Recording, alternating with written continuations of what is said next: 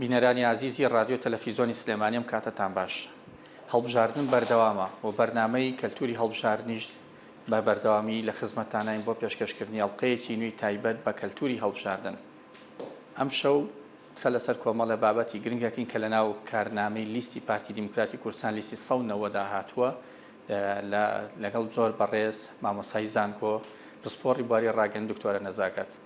مامۆساجان بەخێر بێی، زۆر خۆشحاڵین کە بەڕێز لێرەی. من زۆر خۆشحاڵم کە لە خزمەت بەڕێزتا و بە تایبەت کەسانی ئەکادمی بۆی قسە لەسەر بابەتێکی گرنگ و هەستار بکەین مەسەلەی کەلتوری هەڵبژاردنە. من لە باڵقەکانی پێشووترا باسیەوەمان کردووە کە کەلتوری هەڵبژاردن چەند کاریگەری هەیە لەسەر کۆمەڵە بەهاو نەریتی کەس هەروەکو تاک پاشان وەکو کۆمەڵگا. حەزەکەم ڕێیەکی بەڕێز بزانم پێشەوەی دەستکەیمە گفتوگۆکەمان.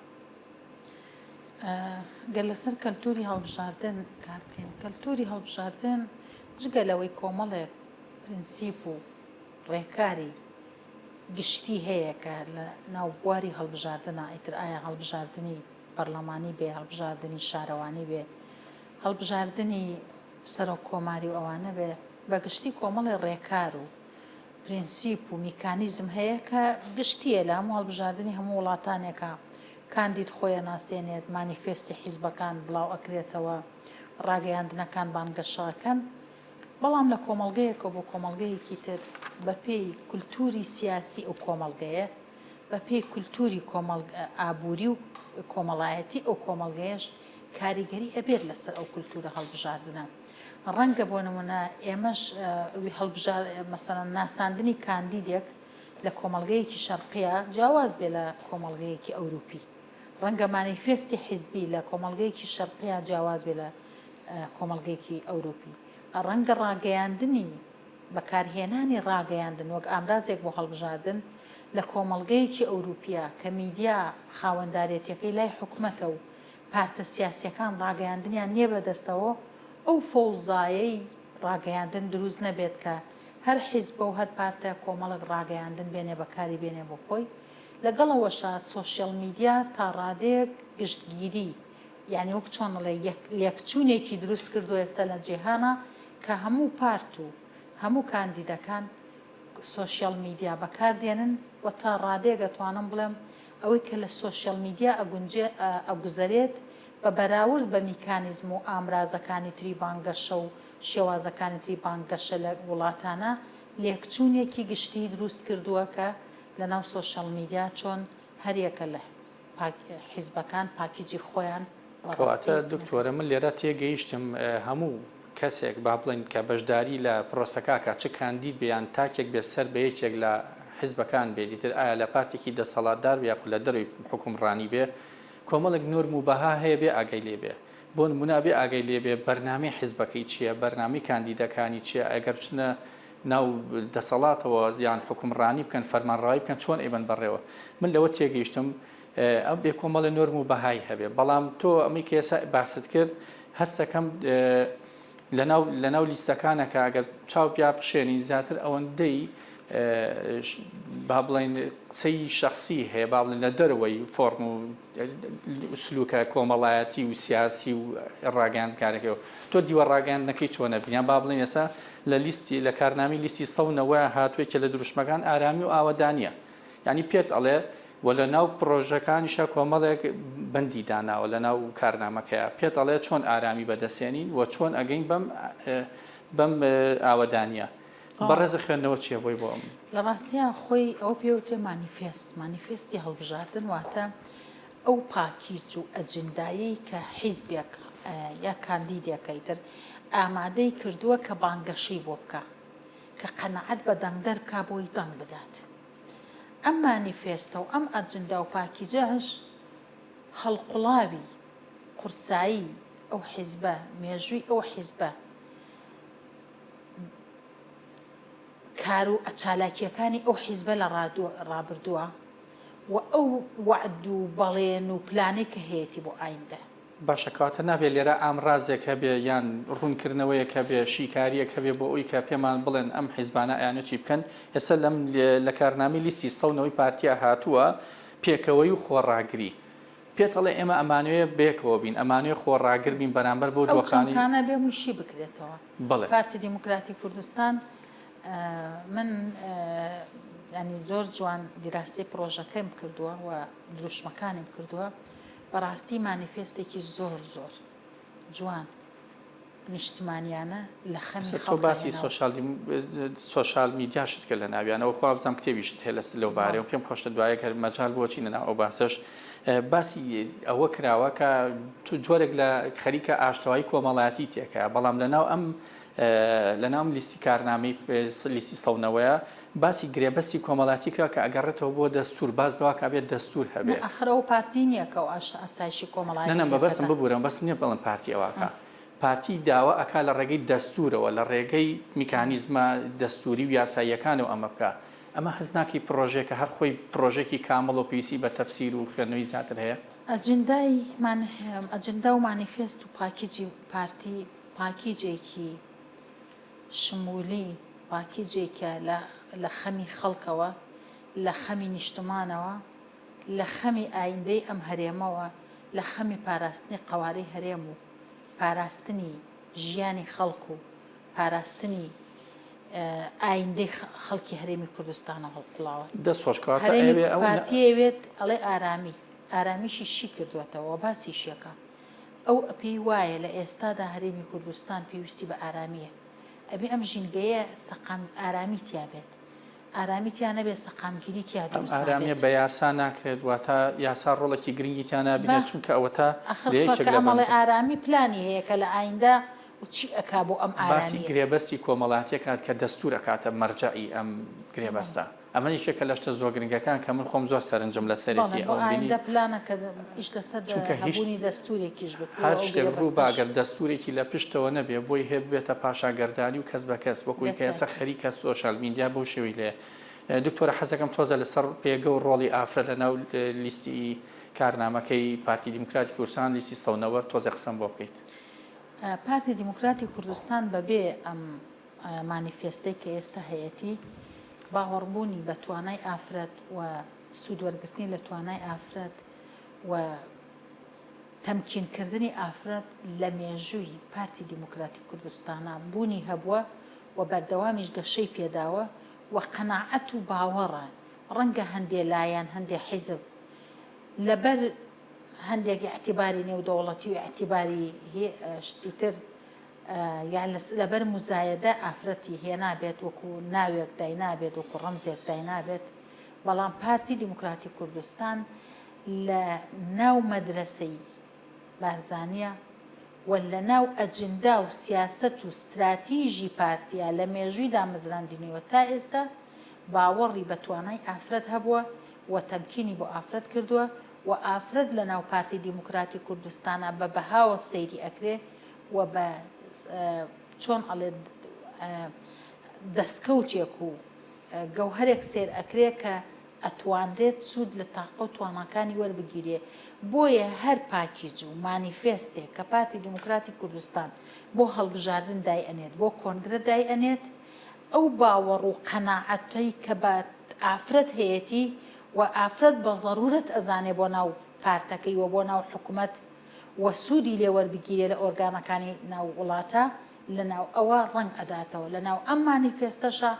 دیسان و جارێکی تە ڕەنگی داوەتەوە هەرچەندە لە ناو مانیفێستی هەڵبژاردنە تۆ زیاتر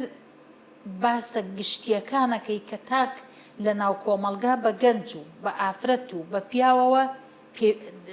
سوودمەند بێلی کە تۆ ئەڵی ئارامی دابینەکەم کەواتە ئارامی بۆ ئافرەت و بۆ پیا و بۆ مناڵ و بۆ گەنج کە تۆ ئەڵێ پێکەوەی کەواتە پێکەوەی ژیانی پێکەوەی نێوان ژین و پیا و نێوان پێکاتەکان نێوان ئاینە جیاوازەکان نێوان ڕەگەزە جیاوازەکان کە تۆ ئەڵێیت مەسەلەن ئارامی و پێکەوەیی و لە هەمان کاتیشا دابینکردنی خۆشگوزەرانی و ژیانێکی باش بەبێ ئافرەت ناکرێت بەبێ هیچ کام لەو دروشمانە بۆیە کاتە باسی ئارامی و ئاوەدانی کە ئەڵەی بۆ وڵات کەواتە بۆ هەموو کەسێک کاتێکیش لە کۆمەڵگەیەکە ئارامی هەبوو ئاوەدانی هەبوو و پێکەوەی قەناعەت بوو چ لە نێوان دوو ڕاگەزیا لە نێوان نەتەوە ئاینە جیاوازەکانە بە دڵنیایی ئافرەت لە ناو ئەو ژینگەیە گەشە. دکتۆرم بەمە بەس باسی دەستور و ئەوانم کرد، ینی چونکە لە ناو کارنامەکە زۆر پێداگیری لێکراڵە لەگەڵ حیزبەکانی ترابەیەکەواکەین. باسی ڕۆڵی ئافرەتم کرد، مەبەستم لێرە ئەوەیە ینی لە ڕێی دەستورەوە ئێمە ئەتوانین وا بکەین پێگەی ئافرەت بەهێزتر بێ و کاریگەری زیاتر بێ و ڕنگانی لە ناو کۆمەلگا شەهابێک و بە ڕێزیش فەرمووت ئارامی ئاوەدانی بەبێ سەرچاوەیەک بۆ یاسا ئەبێتە سەرچاوەیەک بۆ ژیان، بۆ حکومڕانی، بۆ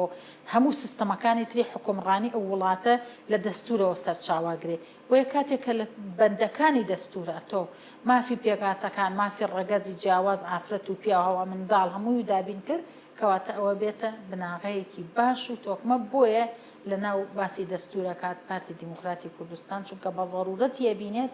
چون ئێمە بەرەو قۆناغی گەشە سەندن ڕۆشتوین، بەرەو زۆر شتی هەنگاوی بناغەیی ژێرخانی تەسیسی لەم هەرێما بنیاتنراوە و ئەم هەرێمە لە ڕووە ئابووری، لە ڕووە کۆمەڵایەتی و سیاسی و سەقامگیری و دیبلۆماسیەوە ئاستێکی باڵای بڕیوە.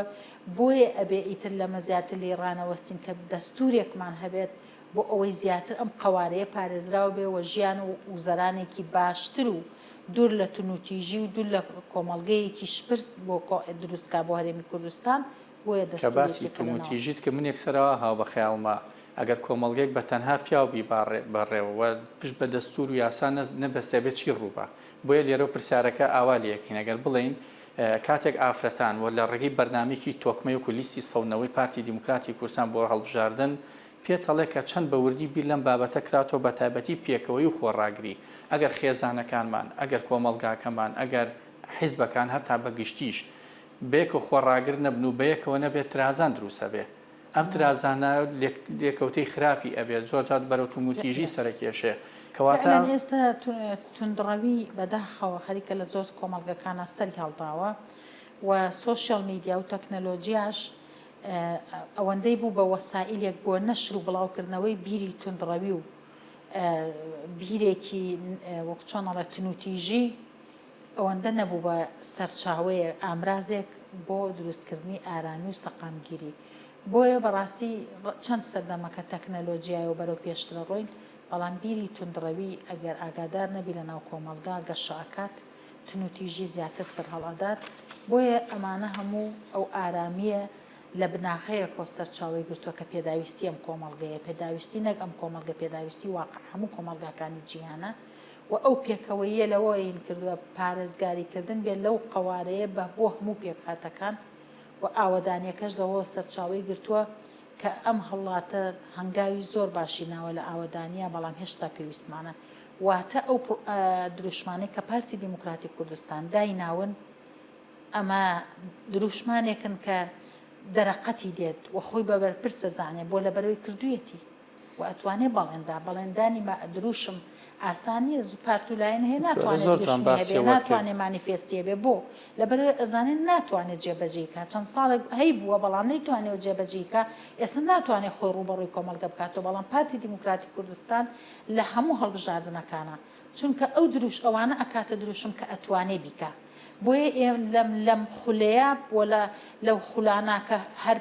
ئەجندا و مانیفێستێکی و دروشمێکی هەبوو بێ ناڵین 100%، بەڵام تا ڕادەیەکی زۆر باش توانیوێتی ئەو دروشمە جێبەجێ بکە. بۆیە ئێستش ئەو بەڵێنانە ئەدا بەکردار ئەوانەی کردووە، بەڵام ئەوێ زیاتریش بکات. دکتۆرە من زۆر چاوەگەڕم بەناو دروشم و ئینەکانی پەیام و بەرنامەی ئەحسابەکانە، بەڵام ئەمە کاتێککە ئەبینیت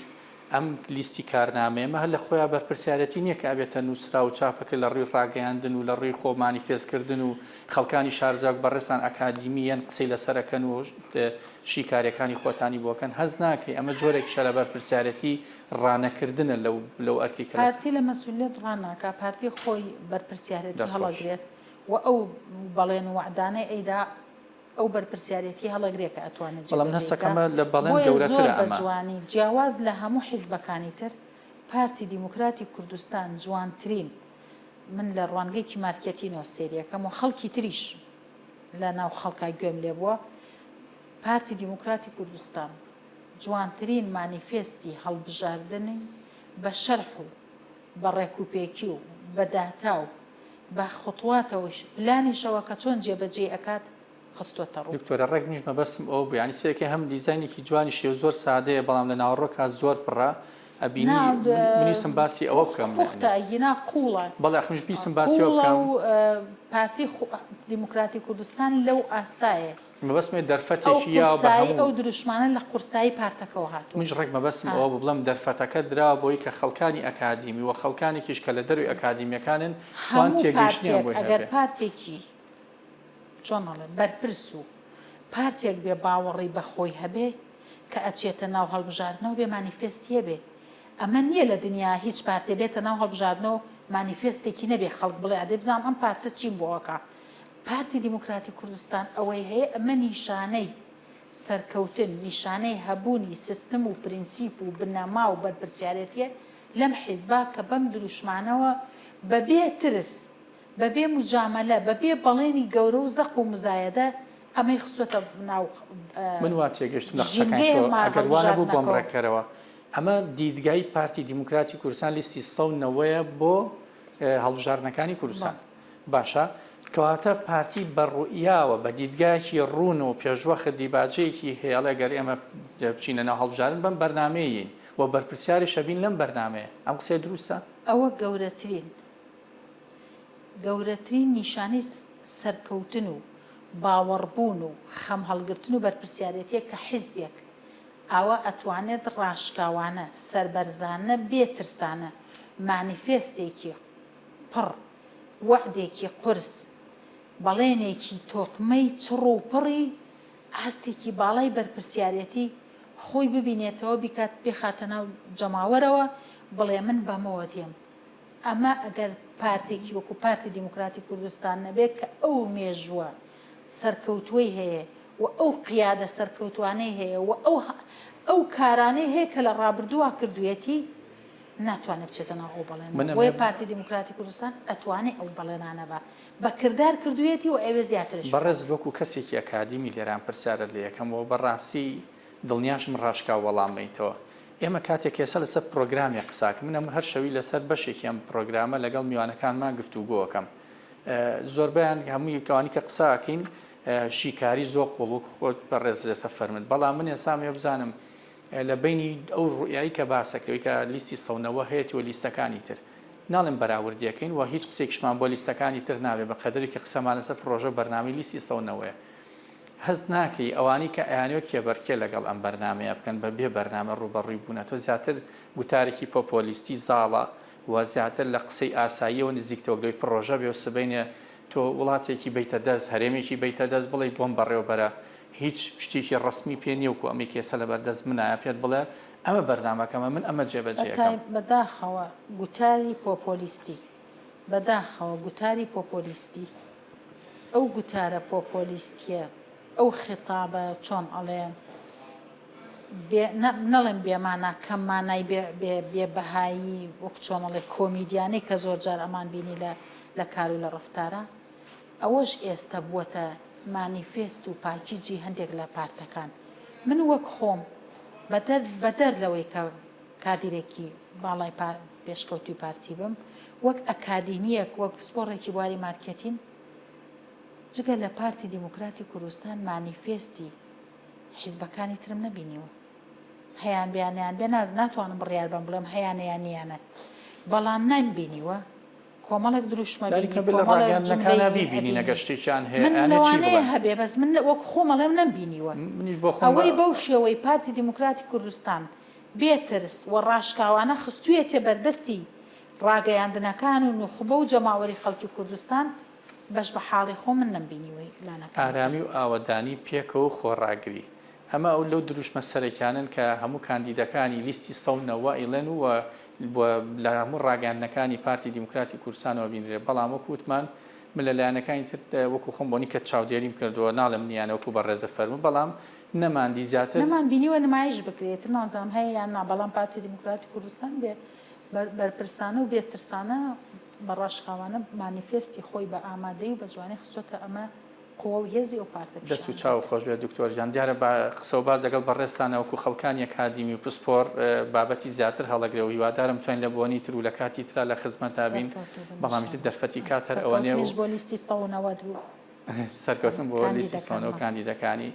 بینەرانی ئازیز و خۆشەویست لێرە دامە ئەڵلقەی بەرنامەی کەلتوری هەڵبژاردن کۆتایی پێدێ بەڵام لە شەوانی داهاتوو بەردەوامە بین و تیشکە خینە سەر بەشەکانی تری کارنامەی لیستی سەونەوەی پارتی دیموکراتی کوردستان هەر شار بن.